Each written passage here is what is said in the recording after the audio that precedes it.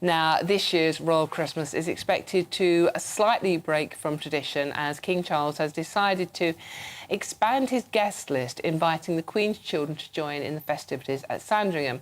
The King is reportedly hurt at the prospect of not being able to spend Christmas with his grandchildren, Archie and Lilibet, though. So, with me in the studio to discuss the Royal Christmas in general is historian and broadcaster Rafe Heydel-Mankoo. Rafe, thank you so much for joining us. Resplendent in festive green, looking gorgeous. So, I'm going to start with the King's speech, to be honest with you, because it's all over the papers today. He's standing in front of this very, what's the word? Very edible tree. Eco-friendly tree, yes.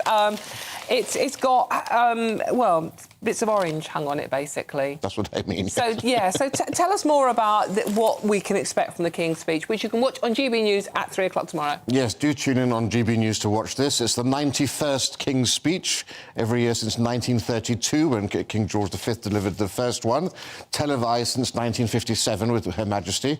And, of course, we don't really know the full content. We know that His Majesty, more than the Queen, actually, has really written this himself, with only having it run over by the private secretary with some input. So this is very much the King's personal message. Is that slightly dangerous? Well, he's discovered actually quite late in life that he actually works best when he's written something, and he tries to write it as late as possible, because he finds off-the-cuff remarks suit him much better than pre-scripted things, which can, of course, go wrong, but we assume it won't. You know, last year was very much a tribute to his mother. This year, of course, the living tree that we're seeing in the images that we have so far suggests that the environment and sustainability will likely be one of the topics addressed. We know that's a big hobby horse of his.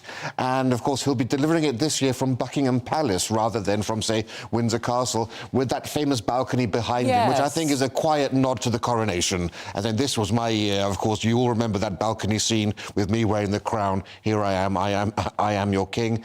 And, you know, other issues we can probably expect to have, maybe the cost of living crisis. I suspect there'll be some sort of reference to peace around the world, given what's happening with in Gaza and with Ukraine. But also, of course, I think a lot of stress also perhaps on family and unity. The royal family always try to project an image of togetherness and family at this time of year. But, of course, in recent years, that's become all the more important given certain developments that we've seen. Which brings me on to the fact that the picture of him standing in front of his tree with the balcony in the background and no family pictures. Now, even the Queen, God bless her, got in trouble, didn't she, for when her Christmas broadcast and she had the family pictures, and people would analyse which pictures were in the background, and once there was no picture of Harry and Meghan, and so he's avoiding all of that as well, isn't he? Yeah, I think that's quite diplomatic. People always analyse the background to see who's in, who's not in. It's rather like those pictures on the Kremlin when you would see who is there and who's in favour, who's not in favour. And, of course, we know that the reason that Harry and Meghan were omitted from one of the Queen's images was because they wanted to show the direct line of succession. They were trying to streamline the monarchy. It wasn't done deliberately as a snub, although that's how it was interpreted by the Sussexes. And this, I think, is a much more diplomatic way to go about it. Have a nice window shot behind you instead of the usual It's very diplomatic. So, talking of the Sussexes, you mentioned them, not me. Do we know what their plans for Christmas are? Is there any sign of communication between the brothers, for example, William and Harry? Well, you know, given the formality of the Christmases that Prince Harry grew up in, I think he much rather enjoys that sort of laid-back California-style Christmas. Perhaps, you know, just having, you know, some sliced ham and so forth rather than the usual turkey, because they have that on Thanksgiving, of course, don't they? Yeah. This may be the very last year that they're at Montecito, given that they want to up sticks and move to Hollywood. So whether they're going to be spending it at Montecito with Meghan's mother, Dora, or whether they want to go on holiday remains to be seen. But I suppose they might want to spend their last Christmas at Montecito if they are going to be going away.